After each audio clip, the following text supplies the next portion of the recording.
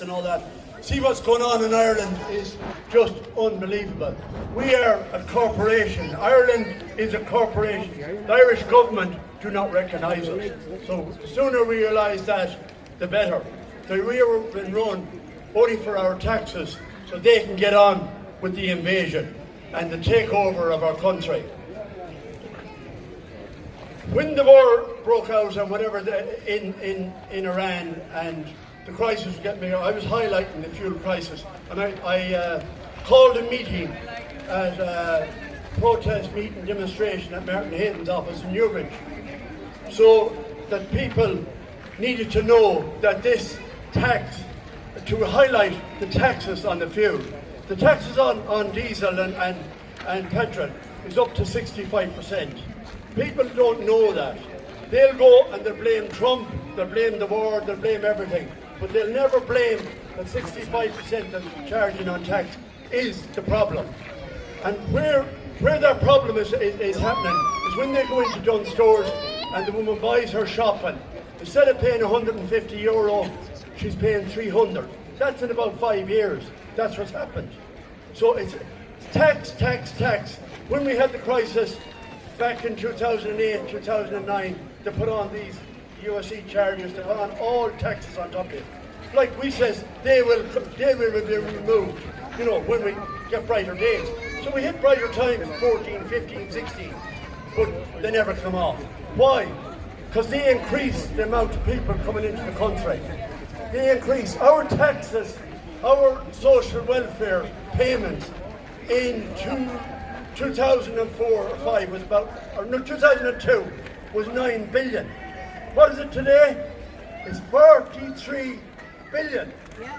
And that's caused by the people, mainly by coming in here. It should have levelled off here at about 25 billion social welfare. With social welfare now is up to 43 billion. So we're paying for that at the petrol pumps, we're taxed at work, we're paying it every way and any way they can get it out of us. Yeah. They don't recognise the homeless.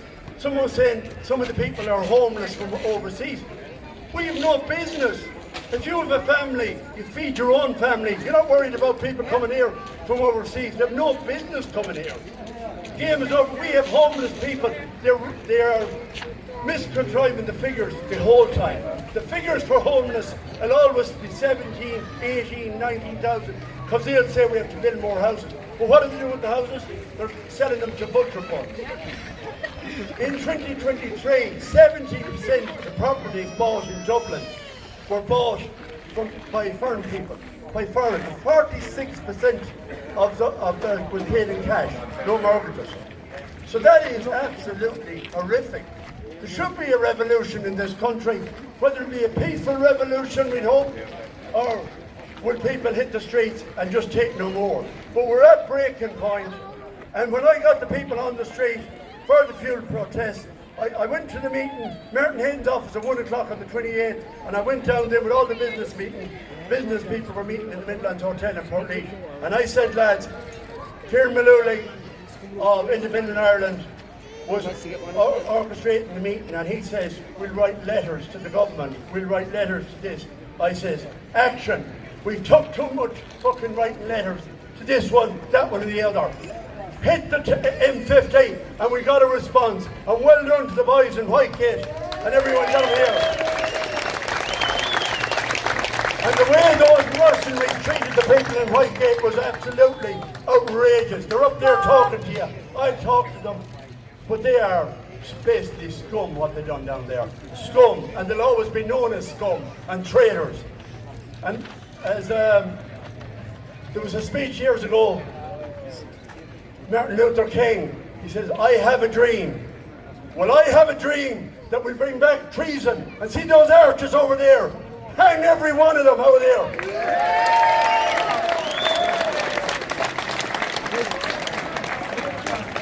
Next picture.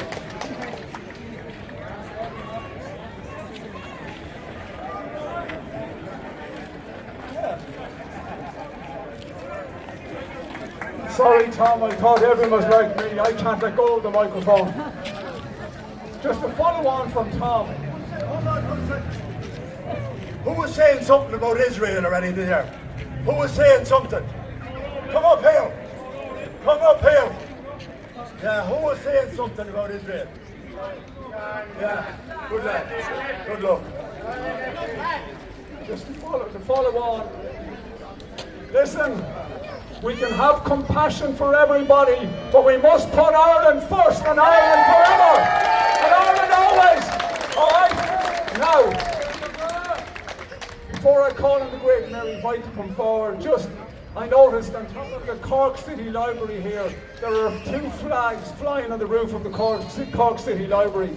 2 flags of equal standing. One is our national flag and the other one is the fantasy so-called Progress Pride flag. Shame on Cork City Council for allowing that fantasy flag to have equal standing with our national flag. A flag! Thousands, tens of thousands, if not hundreds of thousands of brave Irishmen and brave Irish women gave their lives so that we could fly this great flag freely. Shame on them! Shame on them! Shame on them! Mary White, please come forward.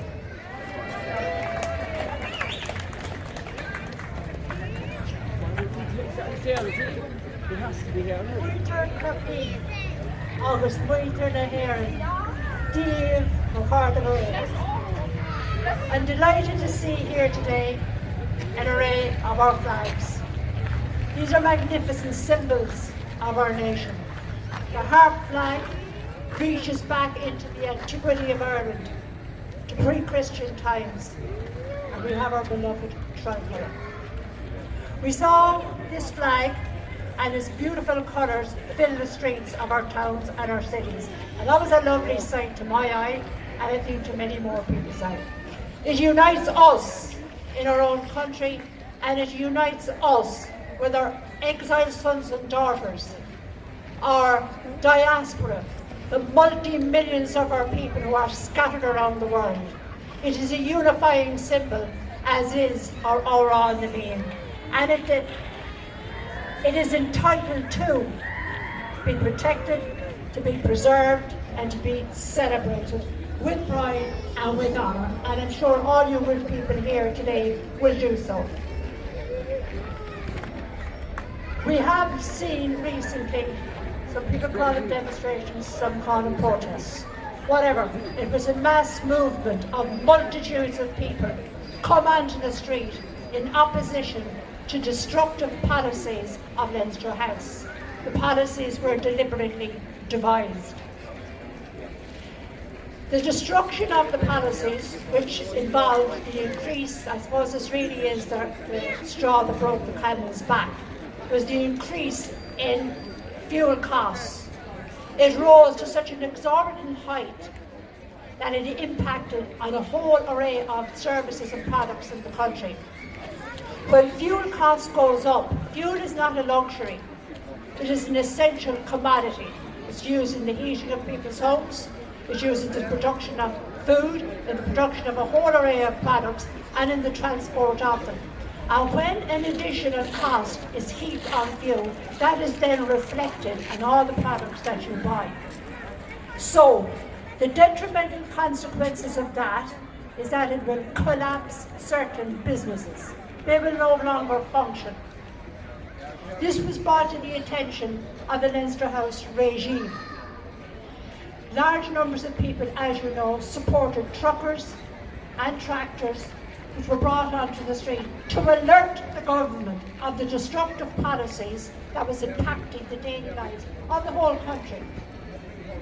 Instead of engaging in reasoned and civilised discourse, they adopted a most strident arrogancy, a dismissive attitude. You pay up, put up, shut up, or we beat you up. We have seen demonstrated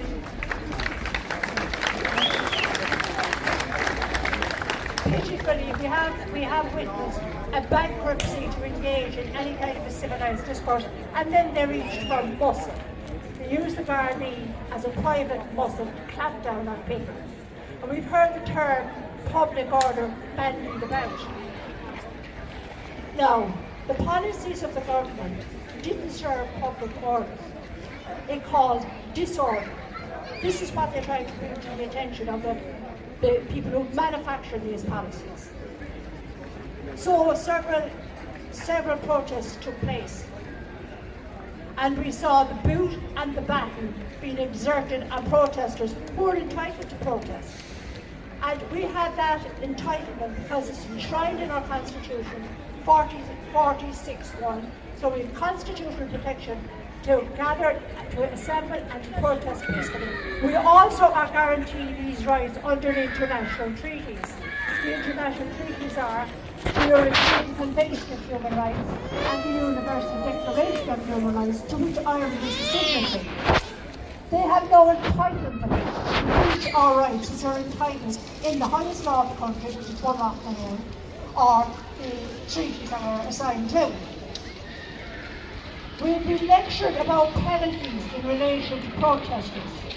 And the question arises, where are the penalties in relation to those state agencies and agencies who have contravened the Constitution and in actual fact subverted it, and who have contravened international treaties?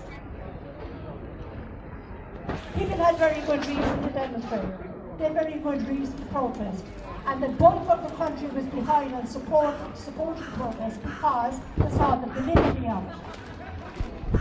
Now, it did cause inconvenience, but inconvenience does not negate or nullify constitutional protection which we have. And the idea and the plan, my understanding is, for the demonstrators was to right the wrongs, to correct the wrongs of policies that were crushing and are crushing enterprises and are forcing the price of everything up. Now, we've heard a lot of other people have spoken, and I'm not going to speak much longer. That is our flag. This is our country. Every square inch of soil belongs to the Irish. It belongs to the Irish who give allegiance to our country. It doesn't belong to betrayers, and it doesn't belong to traitors. Every mountain, every lake, every river belongs to us.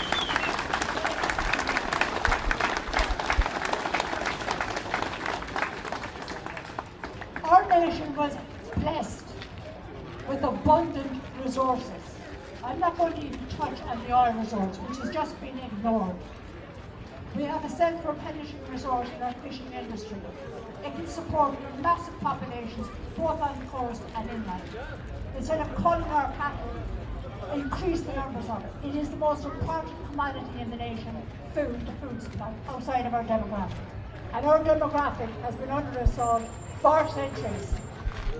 Cromwell tried to rid our country of our people, to reduce us to a manageable small demographic. The idea today is the same, the tactic is just different.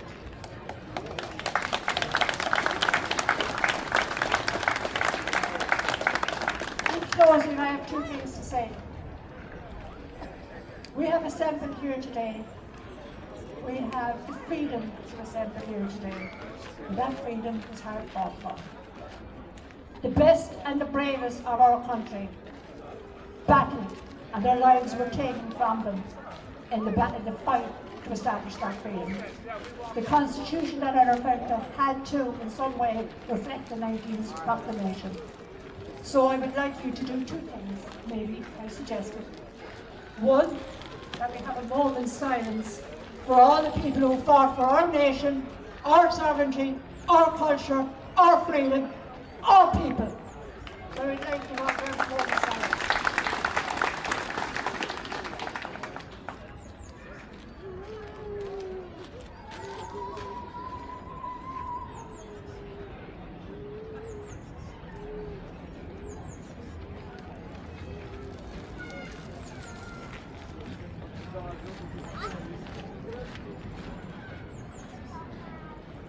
Thank you.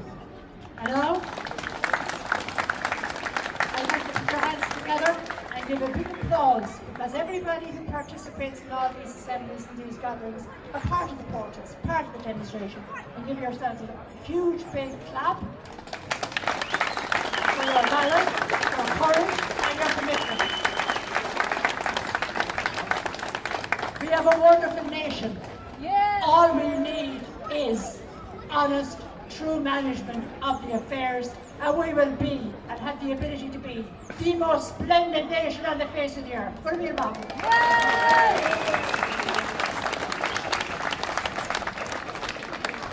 Very inspirational contribution. Can I just say that it's very clear that the Irish state is at war with the Irish nation. And by the Irish nation, I mean the real decent Irish people, the people of this country. There's a major chasm, a major divide between the Irish state and the Irish people. And I keep telling people that courage is contagious.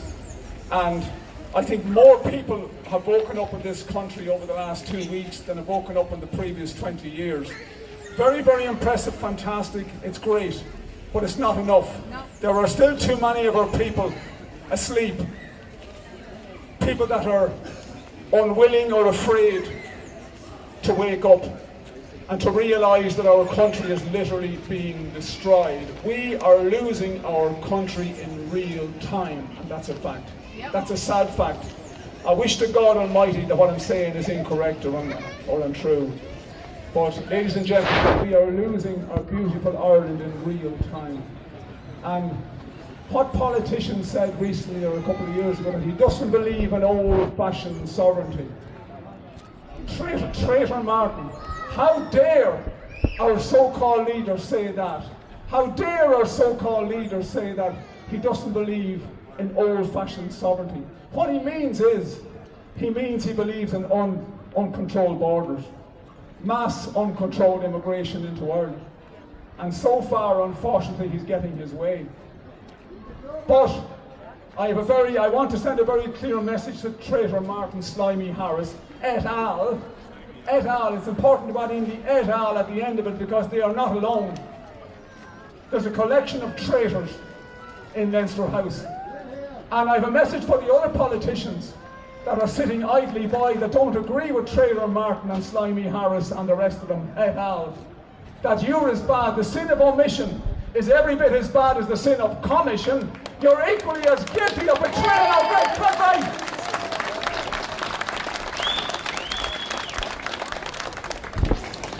But Micheál, you know, it's important to remember that there are more of us than there are of you. Ladies and gentlemen, Mandy Larkin.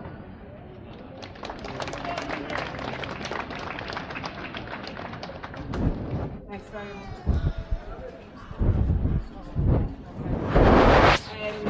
First of all, it's very inspirational listening to everybody that has spoken, you know. There's real power in what they're saying, real truth. This isn't about a left or a right. This is about everybody coming together here today. We're all under the one banner. We're not happy with the psychopaths that's running in the government at the moment. I'm an Irish woman. I'm a proud Irish woman, and we're all the Indigenous Irish here. I'm heartbroken as to what's happening in my country at the moment. I have 2 boys, and I worry about their future. I worry about what's happening in the schools. I worry about how they're going to survive when they're in college, how they're going to get jobs, how they're going to work. You know, it's a constant worry for parents, for everybody. Just listening to yourself talking about the 83 doctors in the country, and there's only 3 of them left. How many have come in from other countries, you know? It's scandalous. It's really, it's disturbing. We have been absolutely terrorised, and I mean terrorised for the last 6 or 7 years by a government that does not give a flying kite about its people. It's, you know, my mother is here with me at the moment, and she's 70, and she's worried about digital ID. Like, for a woman, a 70-year-old woman should be worried about digital ID. You know, it's scandalous what's happening. I ran in the Irish People Party, and at the moment there's a man in County Galway, AJ Cahill, who's running, hoping to replace our lovely president that we have at the moment, Catherine Conley. I'm sure you all love her. The disappearing one, you know, the one that disappears when we need her. Yeah. But he's running hoping to get her seat. Now AJ is one of our own, and he's been speaking out for the last couple of years, for years and years, about what's happening in this country. He's running in Galway, and I'd ask people here, if they know people in Galway, or if you're from Galway yourselves, to look him up on YouTube and give him support, because he really needs it. We need to get more of these people like him to try and get in to overrun who's there at the moment. Listening to Tom there, you know, when he was saying about hanging them here, you know, I mean, that's absolutely correct. They should be all hung, drawn and quartered for what they've done to the people of this country. You know, I'm fortunate enough that I have my mother here, and we speak every day about the going-ons of what's happening in the country. It's all doom and gloom, you know, at the moment. It's all bad news. You know, it's like the worry of the digital ID, the worry of people's houses being taken, and, you know, iPass centres in communities. You know, for the last couple of years, every community and village has been under attack from an iPass centre. And it's heartbreaking for them local people in the towns that has to stand and try and fight this invasion and the replacement, because this is a very planned operation. It is an invasion and it's a replacement of the Irish people. And it's lovely to see everybody here today, but there isn't enough people. No. Like, we're all here now under the same banner. Before this, you could have called us conspiracy theorists, you could have called us racist, you could have called us everything, but you can't call us genuine people that cares for our country. And that's why we need more and more people to come together and try and stand up and get some sort of shape back on it, because otherwise there's no future for my kids, there's no future for my grandkids, there's no future for your kids. You know, we'll be just completely overrun, and it's heartbreaking to see it. So I'm going to leave it at that. Thank you.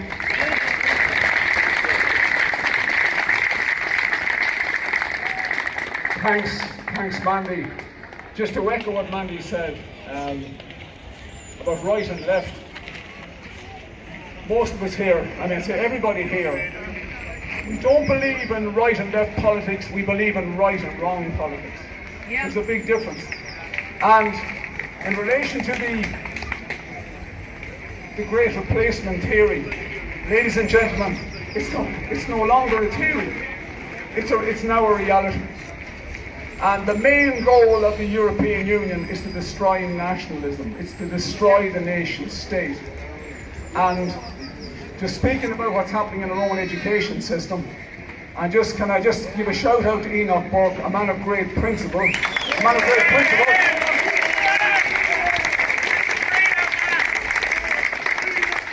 has served over 600 days in Mountjoy prison as a prisoner of. Before I back over to Thomas to clarify, if everybody refused to obey court orders, there would be anarchy in the country. But every court order must be based on reality.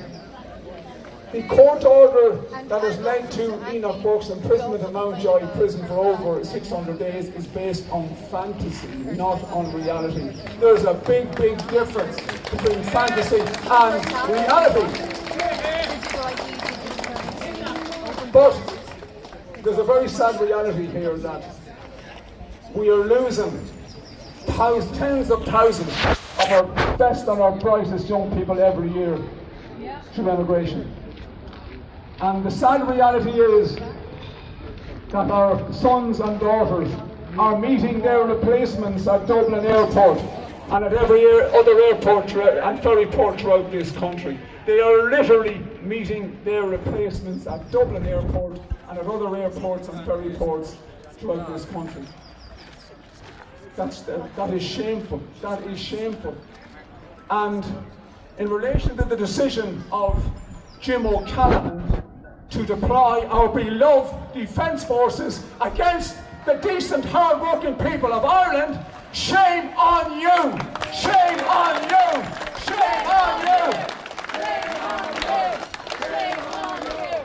that was, I'd say, one of the most despicable decisions by any Irish government minister in the history of our great republic since we gained our independence from Britain in 1921. It was, I would go so far as to say, it was the most despicable decision ever made by an Irish government minister. And we cannot heap enough shame and opprobrium on his head and on the head of the rest of our traitorous politicians. Shame! Shame! Councillor Tom McDonnell just wants to make a couple more comments that he failed to include in his great speech. Thanks, Sean. Yeah.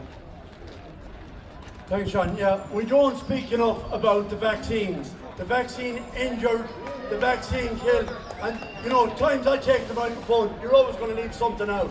But we must not forget the vaccine dead and the vaccine injured. Our deaths have went up from 31,000 average to 37,000. It's absolutely criminal how they're able to get away with it. I approached Simon Coveney, a local politician to here, outside the door, and he says, what if we didn't give it to them? I said, they'd be a fucking lie. They'd be well. There's so much that these people have done to us, it's unreal. So many in strokes, they have irregular heartbeats, there's so many conditions from the vaccine, it's unreal. But the big thing Mandy covered there was digital ID. I was told to mention digital ID. Digital ID will be a prison, lads. It's a prison. Either you stand and fucking fight now, or forever be locked up. You have to no way accept that in any make or shape or form. If any of your children, digital wallets, or to go on about that, just refuse it, turn against it, use cash when you can. It's very hard, but try and take out a few hundred in cash all the time and try and keep using cash. Turn down digital ID at all costs. We will no longer be able to protest. You'll never be able to stand here again. Because if you come here, they'll say, that's 100 points. Deducted. Your card will be turned off for 2 weeks. You'll be starving. This is what we're hitting. Everything is a conspiracy. The skies above us is a conspiracy. Geoengineering.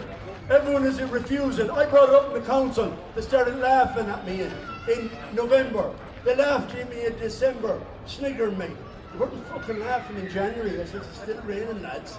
Look out the window. And it rained for something like 56 days, 64 days non-stop.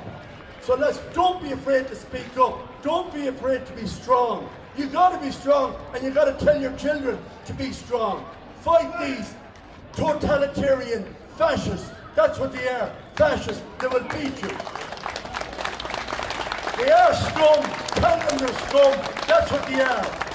They will not beat us. I'd sooner die fighting them to walk away. I'll never walk away. I'll walk straight up to them and contest them. And every one of you do that.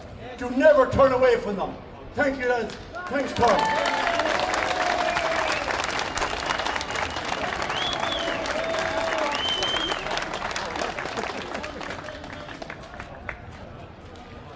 Ladies and gentlemen, the time for talking is over. The time for action is now.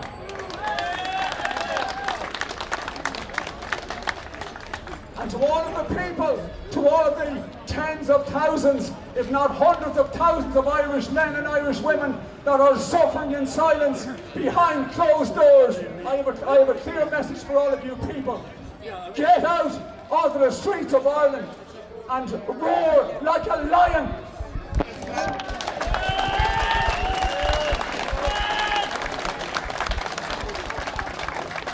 We are here to talk about the cost of living and the very fact that couples earning good money in this country, what are regarded as very high wages in this country, those couples cannot afford to buy a house in Ireland. They cannot afford to buy a house in Ireland. They can just about afford the rent, and even then they are struggling. They can't afford to get married, and they cannot afford to have children. And even if they decide to have children, They might be only able to have one child because they can't afford to have any more than one child. Cavan Town, or Cavan County, County Cavan, the rents are, in some places, astronomical.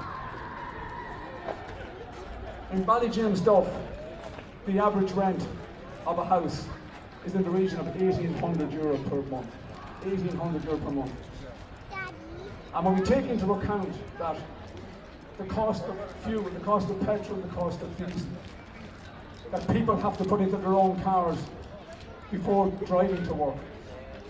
They don't get travelling allowance like our TDs and our senators do. They are living in a gilded cage compared to the ordinary, decent, hard-working men, Irish men and Irish women in this country that are struggling to survive. There's nobody paying for their petrol or their diesel or their travel expenses. And I put forward a couple of proposals through Councillor McDonnell a couple of weeks ago. And one of those proposals is that every person that has to travel in excess of 20 kilometres to get to work should be able to write off their additional travel costs against their tax, and that includes the high toll charges that they have to pay as well. Because that's what a proper government will do. We have people literally freezing in the houses, freezing in their homes during winter because they can't afford to turn on or to buy kerosene heating oil. And I think that at the very least the government should suspend or scrap all taxes and duty on kerosene heating oil. Now, I know that the only tax, I think, is the carbon tax. I mean, the carbon tax is an excise charge. It is an excise tax. It is a form of excise duty. But the government will not scrap carbon taxes. Because, you see, carbon taxes are part of the new religion, this new climate change woke religion. Carbon taxes are on the high altar of this woke globalist religion. This woke, globalist, toxic, hateful religion that nearly all of our politicians subscribe to. They have lost. Micheál Martin spoke a few years ago about where is your humanity in relation to the criminal illegal aliens that are invading Ireland. Where is your humanity? Well, Micheál, where is your humanity when it comes to looking after the hard-working, decent Irish men and Irish women? The sole remit of every Irish government is very, very simple. The sole remit of every government, of every Irish government, is to take care of their own citizens. Okay? Putting their own citizens first, it's a no-brainer. Putting Irish people in Ireland first, that's their sole remit. We're meant to have government by the people for them. We have government by the people, but for every other people in God's earth except for Irish people. And it suits our government that so few people are turning out to vote. And Micheál can stand up and get up on his high horse and talk about democracy and say that he's democratically elected. When at least 40% of our people have turned their backs on the electoral process. They have walked away. They see no hope. Anybody that mentions politics or running for office, oh yeah, you just want to get yourself out in the trough. That's the attitude, unfortunately. And that suits our political establishment very, very well. It suits them because it ensures that they will be re-elected election after election after election.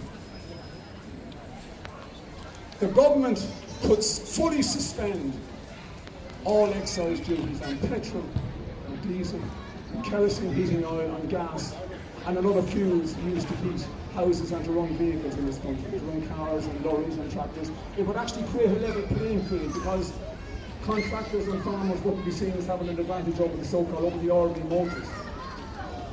And people should be afforded an opportunity, even for an interim period of 6 months, to buy petrol, diesel, kerosene and other fuels at cost price, which would allow people to kind of to get back on their feet, to save some money. And in time they would invest it, they would spend that money in the local communities, and that money would make its way into the overall Irish economy.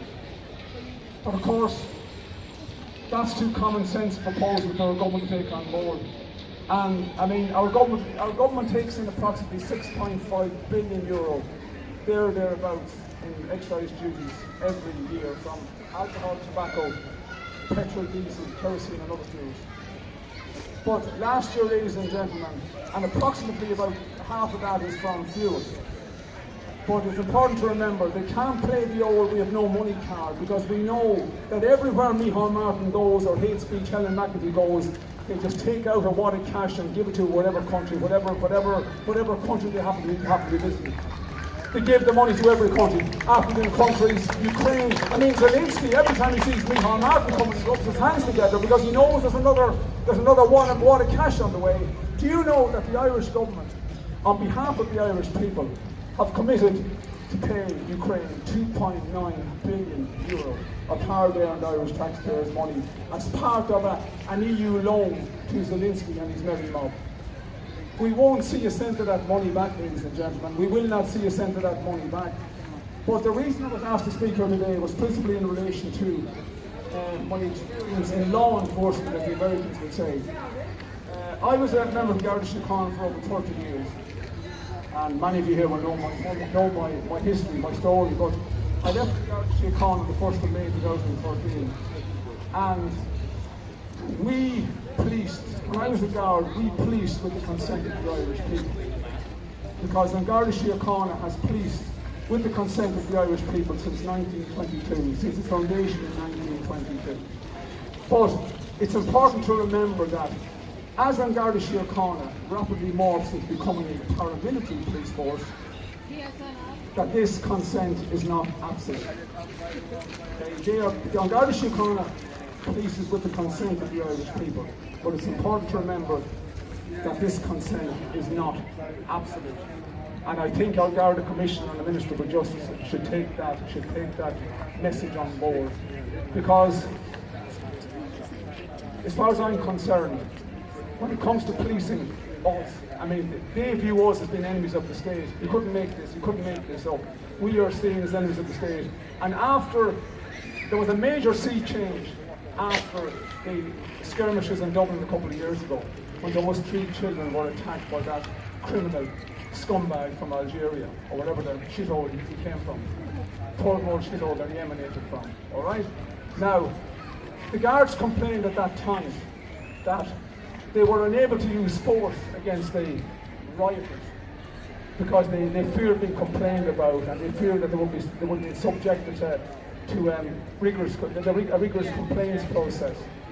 So as a result, from that time until now, An Garda Síochána have been given carte blanche to beat the living crap out of anybody that gets in their way. All right?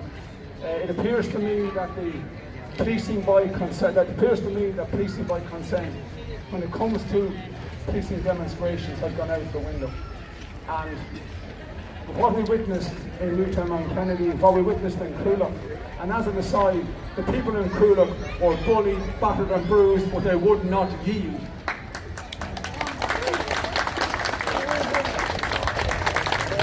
But in conclusion, I think, just to reiterate what I said earlier on, courage is contagious. Courage is contagious. There is strength in numbers. And our main difficulty is persuading the majority of Irish people who still believe that there's nothing they can do. So what can we do? You know yourself, what can we do? If we can harness the anger, if we can harness the real anger that exists in Ireland among decent, hard-working Irish men and Irish women, then we will achieve victory. We will achieve victory. We will manage to consign these traitorous bastards that currently occupy Leinster House to the dustbin of history.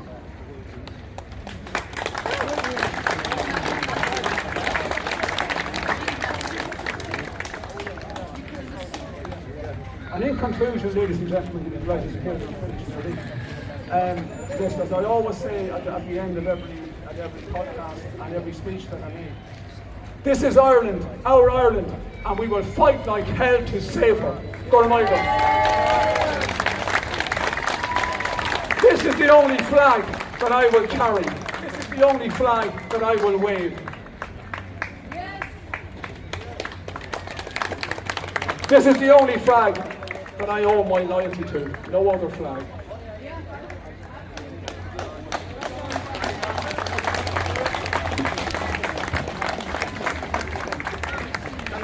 Can I just thank the organisers here, Ian and his colleagues. I want to thank them on your behalf as well. Thank you very much for organising this event today. And just, there's a lady here who's going to come forward and sing around the vein.